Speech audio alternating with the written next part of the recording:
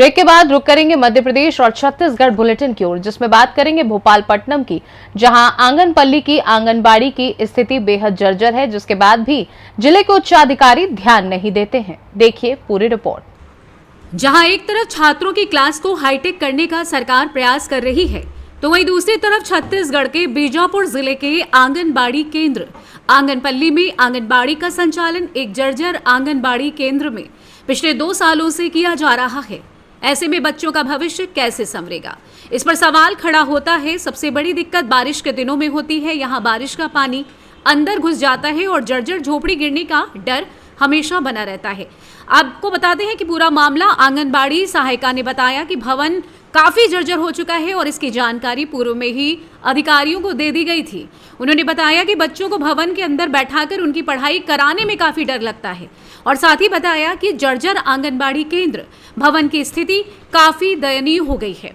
उन्होंने बताया कि जिले के अधिकारियों सहित अन्य अधिकारियों को पूर्व में ही सूचना देने के बाद अब तक इस दिशा में सार्थक प्रयास नहीं होने से ग्रामीणों में अधिकारियों के प्रति आक्रोश है। भोपाल से सी न्यूज संवाददाता सदानंद की रिपोर्ट।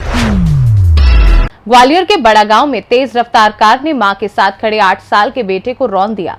घायल बच्चे को अस्पताल में भर्ती कराया गया है, लेकिन 24 घंटे बाद वह जिंदगी की जंग हार गया। देखिए पूरी रिपोर्ट। ग्वालियर के बड़े गांव में तेज रफ्तार कार ने मां के साथ खड़े 8 साल के बेटे को रौंद दिया। घायल बच्चे को अस्पताल में भर्ती कराया गया, लेकिन 24 घंटे बाद जिंदगी की जंग हार गया। घटना मुरार थाना क्षेत्र के बड़ा गांव हाईवे की है। मृतक बच्चा अपनी मां के साथ दीपावली के भाई दूज पर मामा के घर यहां आया था, लेकिन घर वापस लौटते समय यह हादसा हो गया। वहीं पुलिस ने आरोपी कार चालक के खिलाफ मामला दर्ज कर लिया है। दरअसल जिला मुरैना के माता बसैया के रहने वाली सुमन जाटो का मायका ग्वालियर के बड़े गांव में है। भाई दूज पर सुमन अपने 8 साल के बेटे मुनीश के साथ बड़े गांव में अपने भाई के घर आई थी। घर रहने पर जब अपने बेटे मुनीश के साथ वापस ससुराल मुरैना जाने के लिए निकली, सुमन के भतीजे कोमल ने उसे बाइक से हाईवे पर छोड़ दिया था। महिला अपने भतीजे से खड़ी होकर बात कर रही थी और उसका बेटा हाईवे पर कुछ दूरी पर खड़ा था। तभी अचानक एक तेज रफ्तार कार ने लापरवाही से चलाते हुए मुनीश को टक्कर मार दी। अब टक्कर इतनी तेज थी कि बच्चा हवा में उछला और सड़क पर गिरकर घायल हो गया। हादसे के बाद कार चालक अपनी गाड़ी को दौड़ाते हुए फरार हो गया। बेटे को गंभीर घायल अवस्था में देखकर मां सुमन की हालत बिगड़ गई। घटना का पता चलते ही पुलिस मौके पर पहुंची और घायल मुनीश को उपचार के लिए अस्पताल में भर्ती कराया। घटना की सूचना मिलते ही बच्चे के परिजन, मामा, पिता, अन्य परिवार के सदस्य अस्पताल पहुंच गए, लेकिन 24 घंटे जिंदगी के संघर्ष लड़ने के बाद उसने आज सुबह दम तोड़ दिया। पुलिस ने बच्चे के शव को पोस्टमार्टम हेतु भेज दिया है। वहीं अज्ञात कार चालक के खिलाफ मामला दर्ज कर उसकी तलाश शुरू कर दी है। आइए जानते हैं इस विषय में DSP crime branch Gwalior Ashok Singh Jadaun का क्या कुछ कहना था। बच्चे के साथ एक 8 वर्षीय बालक को एक अज्ञात कार के द्वारा टक्कर मारी गई थी। बड़ा गांव थाना क्षेत्र मुरार के अंतर्गत एक घटना हुई थी, जिसमें उसको हॉस्पिटलाइज करा गया था, जिसमें उसकी दुखद मृत्यु हो गई है। जो 8 वर्षीय बालक है वो अपनी मां के साथ भाई दूज के समय पे मुरैना से यहाँ ग्वालियर आया हुआ था।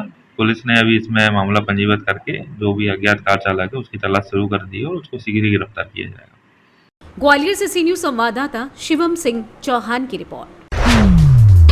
खंडवा में ओंकारेश्वर के प्रमुख ज्योतिर्लिंग मार्ग जेपी चौक पुल के नीचे पसरी गंदगी को लेकर पार्षद के प्रयासों से सफाई अभियान प्रारंभ किया गया। देखिए पूरी रिपोर्ट। नगर परिषद ओंकारेश्वर के प्रमुख मार्ग पर आसपास के दुकानदारों द्वारा सूचना पत्र देने के बावजूद भी गंदगी पुल के नीचे डाली जा रही है। अब आपको बता दें कि इसकी सफाई करने का बीड़ा पार्षद पति कालूराम केवट ने उठाया। वहीं स्वच्छता अभियान के तहत नगर परिषद सीएमओ संजय गीते के निर्देशन में सफाई कार्य में लगे कर्मचारियों से अपील की गई कि गंदा कूड़ा कचरा नियमित स्थान व कचरा गाड़ी में डालने का कष्ट करें।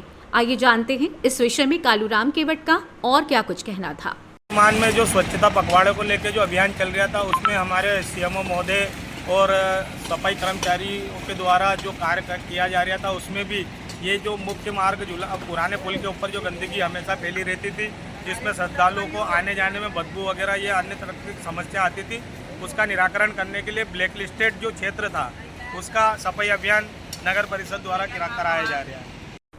ओंकारेश्वर से सी न्यूज संवाददाता ललित दुबे की रिपोर्ट। फिलहाल के लिए इस बुलेटिन में बस इतना ही। देश दुनिया की बाकी खबरों को जानने के लिए आप देखते रहिए सी न्यूज भारत।